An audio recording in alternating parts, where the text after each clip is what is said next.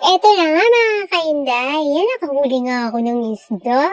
Tingnan nyo naman oh, kahit maliit, maliit din ako pero nakahuli naman ako ng maliit na isda. May pang-ulam na naman ako mamaya. Tingnan nyo naman, yan oh, tignan nyo. Oh, huwag nyo lang pansinin yung leki-leki ko dyan ha. Maputi naman yan ng konti. Yan, ito na nga yung nahuling isda. Tingnan nyo, my friend, ano na? Humihinga ka pa ba dyan? Pasensya ka na, kasi mamaya magiging mas close friend tayo. Kasi lulutuin ka na mamaya. Sorry naman. Yan siya oh, tingnan nyo, humihinga pa. Yan, sabi niya sa akin, ikaw nahuhuli sa akin.